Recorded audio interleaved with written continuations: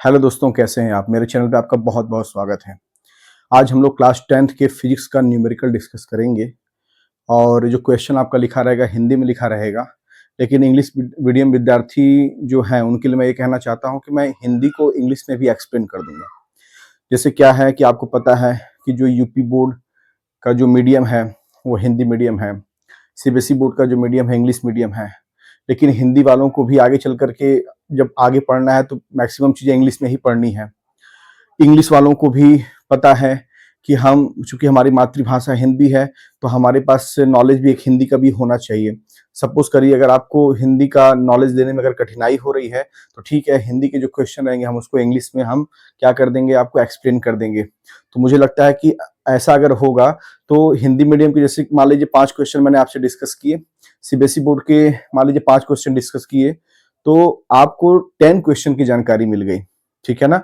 अब ऐसे अगर इंडिविजुअली आप देखिएगा तो फिर आपको 5 ही 5 क्वेश्चन की जानकारी मिला, तो 10 अच्छा है कि 5 अच्छा है, ठीक है।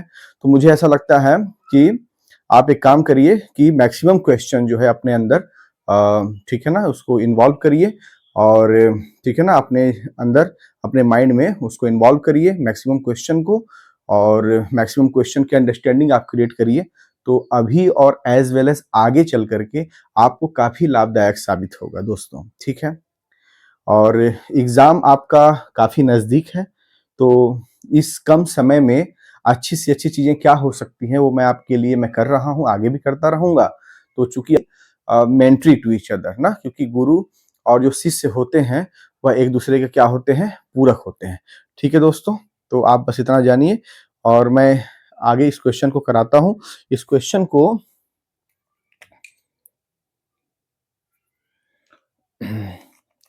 को हम लोग डिस्कस करेंगे। क्वेश्चन क्या दिया हुआ है, दिए गए विद्युत परिपथ में ए तथा बी बिंदुओं के बीच तुल्य प्रतिरोध ज्ञात करिए। दिए गए विद्युत परिपथ में आपके सामने इलेक्ट्रिक सर्किट है, इसमें ए तथा बी मतलब ए एंड बी दो यहाँ पर क्या है आपके पॉइंट दिए हुए हैं और इनके बीच का आपको निकालना है तुल्य प्रतिरोध मतलब इक्विवेलेंट रेजिस्टेंस निकालना है। तो क्वेश्चन आपको समझ में आ गया होगा, तो अब इसको कैसे सॉल्व करेंगे। तो आप यहाँ पर एक बार देख पा रहे होंगे कि जो यह 1 ओम है, 2 ओम है, 3 ओम है ना, 1 ओम, 2 ओम, 3 ओम, ये आपस में किस कॉम्बिनेशन में जुड़े हुए हैं, श्रेणी क्रम में जुड़े हुए हैं, सीरीज कॉम्बिनेशन में जुड़े हुए हैं। तो जब श्रेणी क्रम में जुड़े हुए हैं तो इसको हम कैसे सॉल्व कर लेंगे, तो इसको हम ऐसे सॉल्व करेंगे। कैसे करेंगे, जैसे देखिए इसका जो इक्विवेलेंट तुल्य प्रतिरोध आएगा, हम मान लेते हैं कि वह तुल्य प्रतिरोध कितना आर है और आर हमको मिलेगा 1 + 2 + 3, क्योंकि हमको पता है हम लोग कैसे निकालते हैं। अगर मान लीजिए 3 रेजिस्टेंस 3 प्रतिरोध है, R1 R2 R3 है, तो उसका अगर वो श्रेणी क्रम में जुड़े हुए हैं, अगर वो सीरीज कॉम्बिनेशन में जुड़े हुए हैं, तो उनका जो तुल्य प्रतिरोध आता है सबको क्या कर दिया जाता है, एडअप कर दिया जाता है, जोड़ दिया जाता है, R1 + R2 + R3। तो यहाँ पर देखिए 1 2 3 हमने जोड़ दिया, तो 3 2 5 5 1 6 6 ओम हमको मिल गया। कहाँ कहाँ का मिल गया, इसका मिल गया हमको, क्या मिल गया, तुल्य प्रतिरोध मिल गया। तो जब इसका हमको तुल्य प्रतिरोध मिल गया तो एक नया फिगर तैयार हो जाएगा। वो फिगर कुछ कैसा होगा, तो ऐसा होगा। जैसे आप देख रहे हैं ऊपर वाले में कितना प्रतिरोध है, 3 ओम का है, ठीक है। और अभी आपने इसका तुल्य प्रतिरोध कितना निकाला हुआ है, दैट इज 6 ओम। मतलब अभी कितना हो गया, 6 ओम हो गया। ये कितना हो गया, 3 ओम पहले से दिया हुआ है, ठीक है। अब यहाँ पर आप एक चीज देख रहे होंगे, जो 3 ओम है और 6 ओम है, ये किस क्रम में हो गए, समांतर क्रम में, मतलब पैरेलल कॉम्बिनेशन में हो गए। तो पैरेलल कॉम्बिनेशन में हम क्या करते हैं, अगर दो प्रतिरोध R1 और R2 अगर समांतर क्रम में है तो हम लोग उसका जो इक्विवेलेंट तुल्य प्रतिरोध निकालते हैं वह निकालते हैं 1/R = 1/R1 + 1/R2। मान लेते हैं कि इसका जो तुल्य प्रतिरोध है वह क्या है, R' है, तो कितना हो जाएगा 1/R' = 1/R1। R1 कितना हो जाएगा 1/3 + R2 कितना हो जाएगा 1/6। सॉल्व करिए, 6 3 का कितना हो जाएगा 6, 3 2 जा 6, 2 ऊपर हो गया, 6 1 जा 1 हो गया, 2 1 कितना जाएगा 3, 3 अपन कितना जाएगा 6। इसको जब आप सॉल्व करेंगे, सॉल्व करने में ऐसे हो जाएगा, R' चला जाएगा ऊपर, 1 आ जाएगा नीचे, तो हो जाएगा ये R' और इज इक्वल टू 3/6, ये हो जाएगा 6/3, 3 1 जा 3, 3 2 जा 6, कितना जाएगा 2 ओम आ जाएगा। तो यहाँ से आपको जो वैल्यू मिल गया वो R' कितना मिल गया, 2 ओम मिल गया। और यह जो 2 ओम है यह इसका पूरा ये जो पूरा है इसका क्या है, तुल्य प्रतिरोध है। और ये आर डैश आपका 2 ओम, ये आपका क्या हो गया, फाइनल आंसर हो गया, फाइनल आंसर हो गया। दोस्तों इस प्रकार का क्वेश्चन आएगा तो आपको ऐसे सॉल्व करना है। इसके बाद दोस्तों कैसे सॉल्व करेंगे, थोड़ा देखिएगा। एक क्वेश्चन लिखा हुआ है कि 60 वाट के एक बल्ब को 220 वोल्ट के विद्युत बेंच से जोड़ा जाता है। परिकलन कीजिए बल्ब से होकर बहने वाली धारा और बल्ब का प्रतिरोध। ठीक है ना। तो 60 वाट का एक बल्ब है। इट मींस दैट कि जो बल्ब का जो पावर दिया हुआ है वो कितना दिया हुआ है, 60 वाट दिया हुआ है, सामर्थ्य दिया हुआ है। ठीक है। और उसको कितने पोटेंशियल डिफरेंस से जोड़ा जा रहा है, कितने वोल्टेज से जोड़ा जा रहा है, 220 वोल्टेज से जोड़ा जा रहा है। मतलब ये हो गया कि जो पोटेंशियल डिफरेंस की वैल्यू आ गई है ना, जो वोल्टेज की वैल्यू आ गई वो कितनी आ गई, 220 हो गई। ठीक है। परिकलन कीजिए। ठीक है ना। आपको कैलकुलेट करना है, क्या करना है, बल्ब से होकर बहने वाली धारा, you have to find the electric current I की वैल्यू निकालनी है, और बल्ब का प्रतिरोध, आपको resistance of the bulb R की वैल्यू निकालनी है, प्रतिरोध निकालना है। तो आशा करता हूं कि आपको क्वेश्चन पहले समझ में आ गया होगा, दोनों मीडियम के जो स्टूडेंट्स हैं। एज आफ्टर दैट इसको हम सॉल्व करते हैं। तो सॉल्व करने में हम भाई पहले हम इसको सॉल्व करेंगे, फिर इसको सॉल्व करेंगे। तो पहले हम लिख लेते हैं कि देखिए किसी भी क्वेश्चन को सॉल्व करने से पहले हम एक शब्द लिखते हैं, गिवन दैट, दिया है। तो यहाँ पर क्या दिया हुआ है यह देखते हैं ना, दिया है। दिया है मतलब क्या हो जाएगा, that is a given that. तो क्या दिया हुआ है आपको, 60 वाट दिया हुआ है, मतलब P की वैल्यू दी है, सामर्थ्य दिया है, सामर्थ्य दिया है, तो सामर्थ्य या इसको आप पावर कहेंगे। तो P दिया है 60 वाट दिया है। चलिए ठीक है। उसके बाद क्या कह रहा है, 220 वोल्ट, मतलब V की वैल्यू दी हुई है, that is a 220 volt, that is अ किसकी वैल्यू दी हुई है, वोल्टेज की वैल्यू दी हुई है। ठीक है। आपको निकालना क्या, बल्ब से होकर बहने वाली धारा, मतलब you have to find I। तो एक बात बताइए, P भी दिया है, I निकालना है, इसका फार्मूला क्या होता है, तो P equal to V I होता है। तो आप लिखेंगे कि we know that P is equal to V into I, then तब I बराबर कितना हो जाएगा, P अपान V। अब P की वैल्यू कितनी है, P की वैल्यू कितनी दी हुई है आपकी, P की वैल्यू है 60, अब V की वैल्यू कितनी है 220। 0 0 क्या हो जाएगा, कैंसिल। इसको सॉल्व करेंगे, 2 3 जा 6, 2 1 1 ऐसे हो जाएगा। तो I की जो वैल्यू आ गई वह 3/11 एम्पियर, ये आपकी I की वैल्यू आ गई।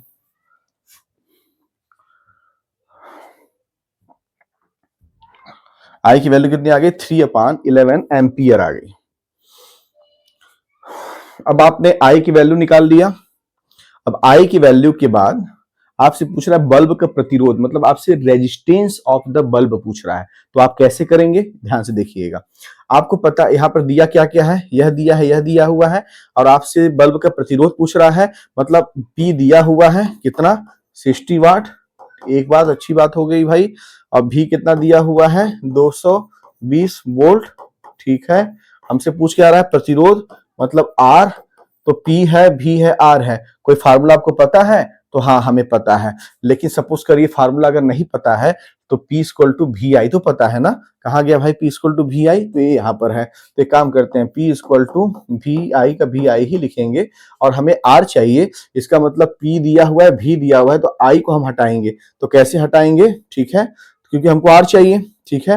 तो P इज इक्वल टू कितना हो जाएगा भैया, that is a V into I को हटाएंगे, तो कैसे हटाएंगे, ओम्स लॉ क्या होता है, V equal to I R होता है। तो यहाँ से I कितना हो जाएगा भैया, V अपान आर हो जाएगा। I की वैल्यू कितना पुट कर देंगे, V अपान आर पुट कर देंगे। तो P इक्वल टू कितना हो जाएगा, V into V, that is V square upon R हो जाएगा। तो फिर यहाँ से P कितना हो जाएगा, सॉरी यहाँ से हमको क्या निकालना है, R निकालना है। तो जब R निकालना है तो हम R को लेके चले जाएंगे इधर, तो कितना हो जाएगा, P इंटू आर हो जाएगा इक्वल टू V स्क्वायर हो जाएगा। हमें निकालना क्या है, R। तो P को हम नीचे ले आएंगे, तो हमको यहाँ से क्या मिल जाएगा, R is equal to V square upon P मिल जाएगा। फिर हमको निकालना है R, तो R इक्वल टू V की वैल्यू कितनी है, 220। तो लिखेंगे 220 का क्या हो जाएगा, स्क्वायर हो जाएगा, अपान फिर कितना लिखा हुआ है, P लिखा हुआ है, P कितना दिया हुआ है 60 वोल्ट, यहाँ 60 हो जाएगा। फिर R की वैल्यू कैसे निकालेंगे, तो 220 इंटू 220 अपान कितना हो जाएगा, 60 हो जाएगा। 0 से 0 क्या हो जाएगा, कैंसिल हो जाएगा। 2 1 जा 2, 2 1 जा 2, 2 3 जा क्या हो जाएगा, 6 हो जाएगा। R की वैल्यू कितनी आ जाएगी, 220 गुणे 11 आ जाएगी, और अपान क्या आ जाएगी, 3 आ जाएगी।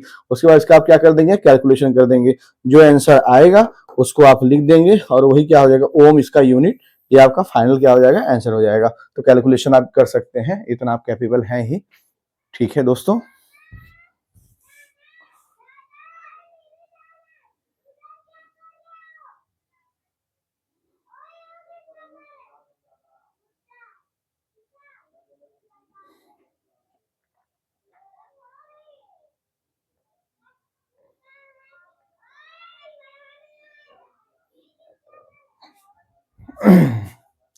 ठीक है, अगर समझने में कुछ दिक्कत हुआ हो तो एक बार कहिएगा, तो मैं फिर से डिस्कस कर सकता हूं। डिस्कस ये करना है कि जैसे आपको दिया क्या हुआ है दोस्तों, तो दिया है आपको P की वैल्यू दी है, V की वैल्यू दी है, R निकालना है। तो आपको क्या पता है दोस्तों, P equal to V into I पता है। I बराबर क्या होता है दोस्तों, ओम्स लॉ से V अपन R होता है। तो यहाँ से क्या हो जाएगा, P equal to V into I की जगह हम लिखेंगे V अपन R लिखेंगे। यहाँ से क्या मिल जाएगा, P equal to V square upon R मिल जाएगा। फिर हम क्या करेंगे, क्या बोलते हैं, R को इधर लेके आएंगे, कितना हो जाएगा, P इंटू आर हो जाएगा is equal to V square हो जाएगा। फिर हम क्या करेंगे, R की वैल्यू हमें निकालनी है, तो इसको इधर भेज देंगे। तो R इक्वल टू क्या हो जाएगा दोस्तों, V स्क्वायर अपन क्या हो जाएगा, P हो जाएगा। V कितना दिया हुआ है दोस्तों, V कितना दिया हुआ है दोस्तों, V कितना दिया हुआ है, 220 वोल्ट दिया है। तो V स्क्वायर की जगह क्या लिखेंगे दोस्तों, 220 गुणे 220 लिखेंगे, अपान P कितना दिया हुआ है दोस्तों, 60 दिया हुआ है। 0 से 0 क्या हो गया, कैंसिल हो गया। 2 1 जा 2 क्या हो जाएगा, 3 जा हो गया। ऊपर कितना मिल जाएगा, R इक्वल टू 220 इंटू 11 अपान क्या हो जाएगा, 3 हो जाएगा। इसको आप क्या कर देंगे, सॉल्व कर देंगे। जो आंसर आएगा R इक्वल टू, आंसर आया आपका, और यूनिट क्या लगा देंगे, ओम लगा देंगे। ये आपका क्या हो जाएगा, फाइनल आंसर हो जाएगा।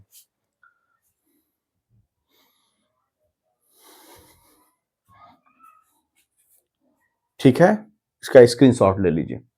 आफ्टर दैट हम लोग एक थर्ड क्वेश्चन की चर्चा कर लेते हैं। एक क्वेश्चन लिखा हुआ है, एक विद्युत मोटर की सामर्थ्य 5 अश्वशक्ति है, इसे प्रतिदिन 5 घंटे की दर से 1 सप्ताह तक प्रयोग में लाने से कितने जूल विद्युत ऊर्जा व्यय होगी। एक बात मुझे बताइएगा, एक विद्युत मोटर की सामर्थ्य मतलब इट मींस दैट एक इलेक्ट्रिक मोटर है, उसका पावर दिया हुआ है 5 हॉर्स पावर, इसे प्रतिदिन पर डे 5 घंटे के रेट से 1 सप्ताह तक 1 वीक तक इसको अगर यूज किया जाता है, तो वह पूछ रहा है कि जो इलेक्ट्रिकल एनर्जी होगा जो इलेक्ट्रिकल एनर्जी कंज्यूम होगी वह कितनी होगी दोस्तों। ठीक है, सॉल्व कैसे करेंगे, देखिए आपको पता है कि P दिया हुआ है, P कितना दिया हुआ है, दैट इज 5 अश्व शक्ति। तो आपको एक बात पता है, क्या पता है कि एक अश्व शक्ति में 746 वाट होता है। मैं इसका प्रोसेस समझाऊंगा, बाकी कैलकुलेशन सब आपको करना है, कैसे करना है मैं आपको तरीका बता दे रहा हूँ, ध्यान सुनिएगा। P इक्वल टू क्या होता है, 5 अश्व शक्ति दिया हुआ है। अब उसके बाद 5 अश्व शक्ति दिया हुआ है, तो हमें पता है कि एक अश्व शक्ति that is a horse power, एक अश्व शक्ति इक्वल टू जो होता है वो 746 वाट होता है। ये क्लियर है। तो यहां से पावर निकालिए तो कितना होगा, एक अश्व शक्ति हॉर्स पावर बराबर 746 वाट होता है। तो 5 अश्व शक्ति बराबर कितना हो जाएगा, 746 इंटू 5, इसका कैलकुलेशन करेंगे तो इतना वाट आ जाएगा। क्या आपके पास सामर्थ्य आ गया, क्या आ गया, सामर्थ्य आ गया, आपके पास पावर की वैल्यू आ गई।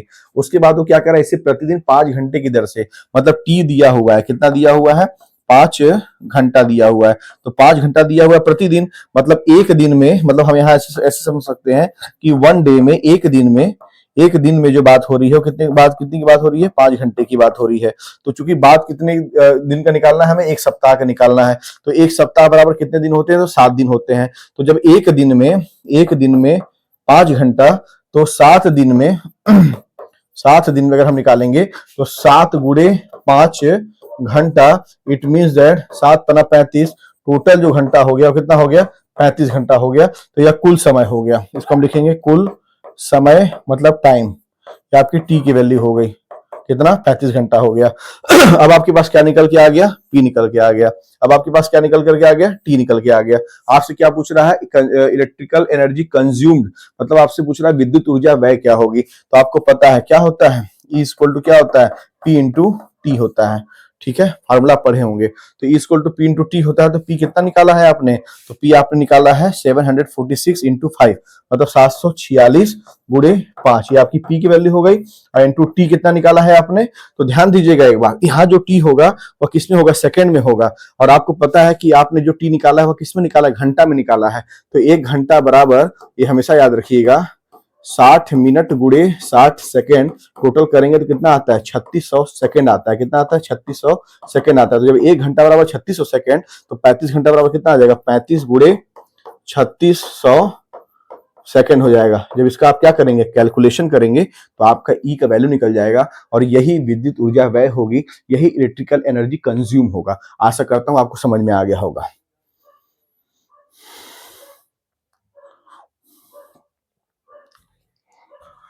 कभी एक क्वेश्चन आता है कि जैसे निर्वात में प्रकाश की चाल क्या होती है, तो मैं आपको बता दूं, निर्वात को इंग्लिश में वैक्यूम कहते हैं, और प्रकाश की चाल मतलब that is the speed of light. आपसे पूछ रहा है, आपके सामने 4 ऑप्शन है, 4 ऑप्शन में एक ऑप्शन आपको बताना है। तो दोस्तों हमेशा याद रखिएगा, ये आगे आपको काम देगा, आगे आप फिजिक्स में जब भी पढ़ेंगे तो आपको बहुत जगह ये हेल्प करेगा। तो याद रखिएगा कि जो प्रकाश की चाल होती है, दैट इज जो प्रकाश की चाल जब निर्वात की बात की जाए, ठीक है, निर्वात मतलब हो गया वैक्यूम हो गया, अब वैक्यूम हो गया मतलब वहां पर कोई मीडियम नहीं है, मतलब कोई माध्यम नहीं है, there is no medium, there is no माध्यम, तब वहां पर इसकी जो स्पीड चाल निकलती है वो आती है 3 इंटू 10⁸ मीटर पर सेकेंड, 3 गुणे 10⁸ मीटर पर सेकेंड दोस्तों।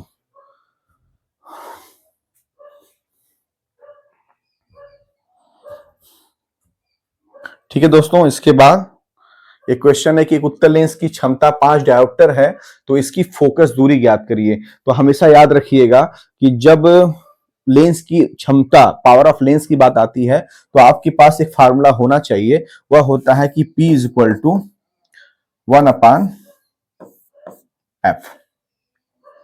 क्या होता है, 1/f, पावर ऑफ लेंस। ये क्या है, क्वेश्चन आपका ये है,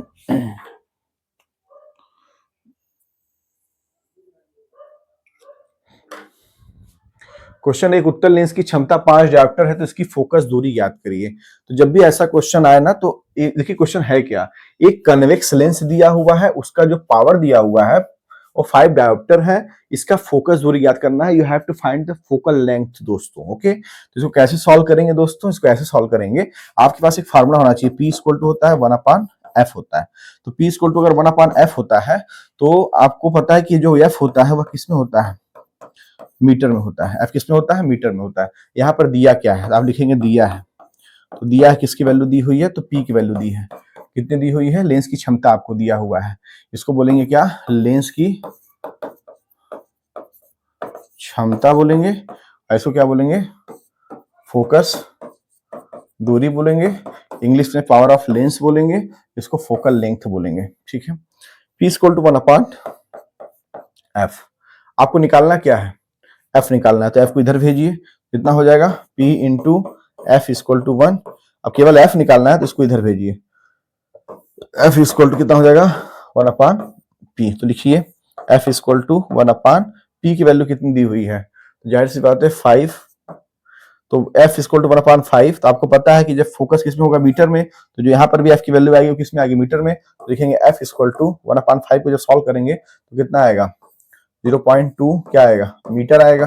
ठीक है, अब मान लीजिए अगर ऑप्शन अगर सेंटीमीटर में दिया है, तो आप क्या करेंगे, अगर ऑप्शन मीटर में दिया है तो आप इसी को टिक कर देंगे। देखिए बाय द वे अगर सेंटीमीटर में दिया है तो क्या करेंगे, तो आप मीटर को सेंटीमीटर में कन्वर्ट करेंगे। तो आपको पता है दोस्तों कि 1 मीटर इज इक्वल टू कितना होता है, दैट इज 100 सेंटीमीटर होता है। तो 0.2 मीटर बराबर कितना हो जाएगा दोस्तों, 0.2 इंटू 100 हो जाएगा। मल्टीप्लीकेशन करिएगा, कितना आ जाएगा, 200, और एक पॉइंट यहाँ ऐसे एक पॉइंट लग जाएगा ना, तो पॉइंट यहाँ, पॉइंट के बाद जीरो कोई वैल्यू नहीं, कब, जब कोई नंबर न हो तब। ठीक है, तो कितना आ जाएगा, 1 मीटर बराबर 20 सेंटीमीटर आ जाएगा। तो यहाँ लिखेंगे 1 मीटर बराबर, आपने निकाला 20 सेंटीमीटर। तो ये आपका क्या, सॉरी 1 मीटर बराबर 100 सेंटीमीटर हो गया। ठीक है, 1 मीटर बराबर कितना हो गया, 100 सेंटीमीटर हो गया। तो आपने जो वैल्यू निकाली फोकल लेंथ की, वो कितनी निकाली, 0.2 इंटू 100, वो कितना आ गया, 20 सेंटीमीटर। ये आपका क्या हो गया, फाइनल आंसर हो गया।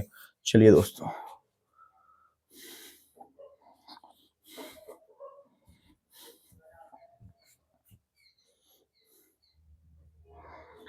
एक क्वेश्चन लिखा हुआ है, इसको पढ़ते हैं।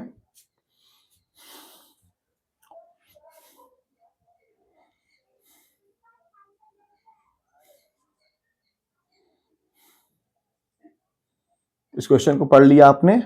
निम्नलिखित परिपथ में 3 ओम के प्रतिरोध से प्रवाहित धारा का मान ज्ञात करिए। मतलब ये आपको सर्किट दिया हुआ है, इसमें आपको 3 ओम का जो रेजिस्टेंस है उससे कितना इलेक्ट्रिक करंट फ्लो हो रहा है आपको बताना है। आशा करता हूं क्वेश्चन समझ गए। ये आपके सामने फिगर है, फिगर में आप यहाँ देख रहे होंगे कि जो बैटरी है उस बैटरी का जो पोटेंशियल डिफरेंस है वो कितना है, 3 वोल्ट है। ठीक है, उसके बाद आपको यहाँ पर एक ट्रायंगुलर शेप दिख रहा है जिसमें क्या है कि 3 प्रतिरोध, 3 रेजिस्टेंस जुड़े हुए हैं और यहाँ पर क्या है, वोल्टेज जो दिया हुआ है, यहाँ पर जो क्या बोलते हैं विभवांतर दिया हुआ है वह कितना दिया हुआ है, 3 वोल्ट दिया हुआ है। तो हम लिखेंगे, क्या लिखेंगे कि दिया है। तो दिया है तो क्या दिया है, तो हमें विभवांतर दिया है। विभवांतर मतलब क्या हो गया, पोटेंशियल डिफरेंस दिया हुआ है। ठीक है दोस्तों, तो विभवांतर बराबर कितना हो गया, दैट इज 3 वोल्ट हो गया। याद रखिएगा मेरे हिंदी मीडियम के प्रिय विद्यार्थियों, मेरे इंग्लिश मीडियम के प्रिय विद्यार्थियों, बस इतना जानिए कि जो हिंदी मीडियम में है उनको इंग्लिश सीखना चाहिए और जो इंग्लिश मीडियम के लोग हैं, ठीक है, उनको भी हिंदी सीखना चाहिए और हिंदी से हमेशा जुड़ा रहना चाहिए, क्योंकि हिंदी हमारी मातृभाषा है। उसके बाद भी अगर आपको लगता है कि नहीं हमें हिंदी समझने में कॉम्प्लिकेशन हो रहा है, तो मुझे लगता है कि चूंकि बचपन से अगर आप इंग्लिश मीडियम में पढ़े हुए हैं, लेकिन जिस सामाजिक परिवेश में आप रह रहे हैं वहां तो हिंदी बोली जाती है, तो आशा करता हूं कि हिंदी को समझने में आपको कोई कॉम्प्लिकेशन नहीं हो रहा होगा। पर कुछ बच्चे हैं अगर जिनको ऐसा लगता है कि मतलब क्वेश्चन में मतलब वो हमेशा इंग्लिश मीडियम से ही पढ़े हुए हैं, तो जाहिर सी बात है कुछ दिक्कत उनको आ सकती है। तो उसके लिए आप बस इतना जानिए कि मैं हिंदी को इंग्लिश में कन्वर्ट करके आपको दे रहा हूं, तो उसमें कोई दिक्कत परेशानी आपको नहीं होनी चाहिए सॉल्यूशन सॉल्व करने में। ओके दोस्तों, तो यहाँ पर दिया है विभवांतर 3 वोल्ट दिया हुआ है। मुझे एक बात बताइए, मैं आपसे पूछना चाहता हूं, अगर मैं इस पॉइंट को ले लूं और अगर मैं इस पॉइंट को ले लूं और इस पॉइंट को थोड़ी देर के लिए मैं इग्नोर कर दूं, तो क्या यह 3 ओम और यह 3 ओम दोनों के दोनों श्रेणी क्रम में है? तो हाँ, ये 3 ओम और यह 3 ओम दोनों के दोनों श्रेणी क्रम में है। तो जब दोनों के दोनों श्रेणी क्रम में है तो 3 ओम और 3 ओम का जब हम तुल्य प्रतिरोध निकालेंगे, जब हम इक्विवेलेंट निकालेंगे, ठीक है, जैसे मान लीजिए सपोज करिएगा कि अगर मैं इसका नाम दे दूं ए दे दूं, इसका नाम दे दूं बी दे दूं और इसका नाम अगर मैं सी दे दूं, तो मुझे बताइए एक एसी के बीच में एक प्रतिरोध है 3 ओम, सीबी के बीच में प्रतिरोध है 3 ओम, इसको मैं थोड़ी देर के लिए अगर इग्नोर कर दूं तो क्या 3 ओम और 3 ओम श्रेणी क्रम में है, क्या बोलते हैं सीरीज कॉम्बिनेशन में है? तो हाँ है। तो कैसे है, अगर मैं इसके पहले वाले सिरे का नाम 1 दे दूं, दूसरे वाले सिरे का नाम अगर 2 दे दूं, अगर इसके मैं पहले वाले सिरे का नाम कितना दे दूं, 1 दे दूं और इसके सिरे का नाम 2 दे दूं, तो यहाँ पर आप देख रहे हैं कि 2 का कनेक्शन किससे हो रहा है, 1 से हो रहा है। तो आपको जानकारी है कि जब 2 का कनेक्शन 1 से होने लगता है तो यहाँ पर तो ऐसा जो क्रम होता है वो श्रेणी क्रम होता है, सीरीज कॉम्बिनेशन होता है दोस्तों। तो यहाँ पर 3 ओम और 3 ओम का जब आप तुल्य प्रतिरोध निकालोगे तो मान लेते हैं तुल्य प्रतिरोध कितना है, आर है, तो आर बराबर कितना आएगा, 3 ओम 3 ओम, तो 3 + 3 = 6 ओम आ गया। ठीक है, अब जब एक 6 ओम आ गया तो एक फिगर हमारा बनके तैयार हो गया। देखिए हमारे पास क्या है, हमारे पास तो एक कैसा है, एक ए बी है, ए बी है। अब इसी के अब इसका हम निकालें तो कितना है, 6 ओम आया है। मतलब ये जो हमने निकाला हुआ है कितना आया है, 6 ओम आया है, 6 ओम आया है और ये पहले से 6 ओम दिया हुआ है। तो अब बताइए यह 6 और यह 6 किस क्रम में हो गए, तो पैरेलल क्रम में हो गए। तो अब इनका जो तुल्य प्रतिरोध होगा और जब इनका जो रेजिस्टेंस होगा, इक्विवेलेंट रेजिस्टेंस होगा, कितना होगा दोस्तों, तो मान लेते हैं आर डैश है, तो कितना हो जाएगा 1/r dash is equal to 1/6 plus 1/6, क्या हो जाएगा 1/r dash is equal to 2/6 होगा। r डैश चला जाएगा ऊपर तो 6 भी चला जाएगा ऊपर, 1 आएगा नीचे तो 2 भी आएगा नीचे, तो यहाँ हो जाएगा r dash is equal to 6/2, 2 बन जा 2, 2 3 जा 6। मतलब जो इसका इक्विवेलेंट रेजिस्टेंस आया है वह हमको मिला है r डैश बराबर कितना मिला है दोस्तों, 3 ओम मिला हुआ है। तो हमने, ठीक है, आपने क्या निकाल लिया, इस ट्रायंगुलर में जो रेजिस्टेंस जुड़े हुए थे, ट्रायंगुलर शेप में जुड़े हुए थे, प्रतिरोध रेजिस्टेंस जो जुड़े हुए थे, आपने उनका तुल्य प्रतिरोध निकाल लिया, इक्विवेलेंट रेजिस्टेंस निकाल लिया दोस्तों। अब आप एक बात बताइएगा मुझे, r डैश बराबर 3 ओम आपको मिल गया, इस सर्किट का आपको इक्विवेलेंट रेजिस्टेंस मिल गया, भी विभवांतर की वैल्यू आपको पता है कितना, 3 वोल्ट है। तो मुझे बताइए कि इस सर्किट में जो करंट होने वाला जो फ्लो करंट क्या बोलते हैं करंट फ्लो हो रहा है, क्या हम उसकी वैल्यू नहीं जान पाएंगे क्या? जान पाएंगे। क्यों? क्योंकि हमको पता है V बराबर क्या होता है दोस्तों, आई आर। आई बराबर क्या होता है दोस्तों, V अपान आर। तो V कितना दिया हुआ है दोस्तों, 3 वोल्ट दिया है। आर कितना निकाला है दोस्तों आपने, 3 निकाला है। 3 में 3 का भाग देंगे तो कितना आएगा, 1 आएगा। तो मतलब हमको आई की वैल्यू कितनी मिल गई दोस्तों, 1 एम्पियर। अब यहाँ पर आई की वैल्यू आपको मिल गई, मतलब यहाँ पोटेंशियल डिफरेंस जो 3 वोल्ट है, जो बैटरी से जो करंट निकल रहा है, वह करंट कितना निकल रहा है, तो 1 एम्पियर का निकल रहा है। अब देखिए यहीं पर आपके पास आपको एक ट्रिक लगाना पड़ेगा। क्वेश्चन कह रहा है कि 3 ओम के प्रतिरोध से प्रवाहित धारा का मान ज्ञात करिए। 3 ओम के प्रतिरोध, 3 ओम कौन कौन से हैं, एक यह 3 ओम है और यह 3 ओम है। तो आप इससे गुजरने वाले धारा का मान ज्ञात करिए। तो कॉमन सेंस थोड़ा सा लगाइएगा। आपको एक बात की जानकारी है कि जब पैरेलल कॉम्बिनेशन होता है, जब समांतर क्रम होता है, तो उसमें क्या सेम होता है, वोल्टेज सेम होता है और करंट जो धारा होता है वह डिफरेंट होता है दोस्तों, ये आपको जानकारी है, ठीक है। तो मुझे एक बात बताइए, जब ये करंट यहां पर आएगा, तो करंट जब यहां पर आएगा, तो मुझे एक बात बताइए, जब आपने इसका और इसका, ठीक है, आपने इसका और इसका क्या निकाला हुआ है, तुल्य प्रतिरोध निकाला हुआ है। कितना निकाला हुआ है, 6 निकाला हुआ है, ठीक है। और इसका कितना है, 6 है। तो मुझे बताइए, जब इसका प्रतिरोध भी 6 है टोटल, और इसका प्रतिरोध भी कितना है, 6 है, तो करंट कितना आ रहा है, 1 एम्पियर आ रहा है। तो 1 एम्पियर जब जाएगा, तो चूंकि इसका भी प्रतिरोध 6 ओम है और इसका भी प्रतिरोध 6 ओम है, तो जो धारा जो है, करंट है, वो क्या हो जाएगी, दो इक्वल डिवाइड हो जाएगी, 2 भाग में। तो मतलब इधर कितनी चली जाएगी, 0.5 चली जाएगी, और इधर कितनी चली जाएगी, 0.5 चली जाएगी। तो जब इधर 0.5 चल जाएगी, तो यह करंट कहां से गुजरेगी, 3 ओम से गुजरेगी। तो 0.5 कहां से गुजरेगी, 3 ओम से गुजरेगी। यही 0.5 कहां से गुजरेगी, 3 ओम से गुजरेगी। इट मींस दैट कि जो 3 ओम जो प्रतिरोध है, इससे जो गुजरने वाला क्या बोलते हैं करंट होगा, वह आई की जो वैल्यू होगी वह कितनी होगी, 0.5 एम्पियर होगी। यही आपका आंसर होगा दोस्तों,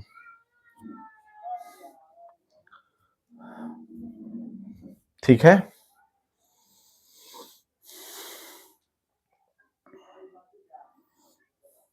क्योंकि आप एक चीज समझिए ना, यह जो आपका प्रतिरोध 6 ओम है, लेकिन यहां पर जो प्रतिरोध जो हो रहा है, वो मतलब प्रतिरोध, टोटल प्रतिरोध जो है वो 3 ओम और 3 ओम का है। मतलब 2 प्रतिरोध है यहाँ पर। तो यहाँ पर भी तो इनका इक्विवेलेंट कितना आ रहा है, 6 आ रहा है। तो यहाँ भी 6 हो गया, यहाँ भी 6 हो गया।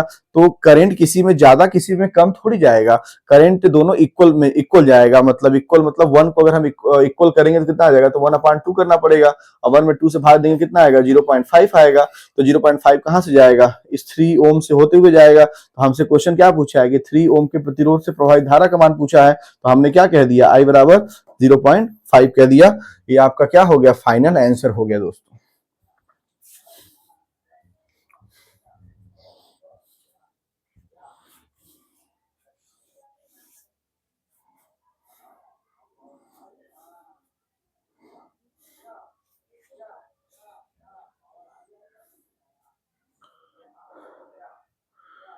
अपनी तैयारी एक रणनीति के तहत ही रखिएगा दोस्तों, ठीक है ना। रणनीति बहुत बड़ा काम करता है किसी भी प्रतियोगी परीक्षा में। किसी भी परीक्षा में आप बस एक बात जान लीजिए कि सबसे ज्यादा जरूरी अगर यह है कि क्या पढ़ना है, तो उससे भी ज्यादा जरूरी यह है कि दोस्तों क्या छोड़ना है। अगर जिस दिन आप छोड़ना सीख गए, छोड़ने का मतलब सब नहीं छोड़ देना है, छोड़ने का मतलब यह है कि आपको उस टॉपिक को छोड़ना है कि जो आपके परीक्षा के दृष्टि से बहुत ज्यादा खास नहीं है दोस्तों, ठीक है ना। तो आप इस क्वेश्चन को समझ गए होंगे।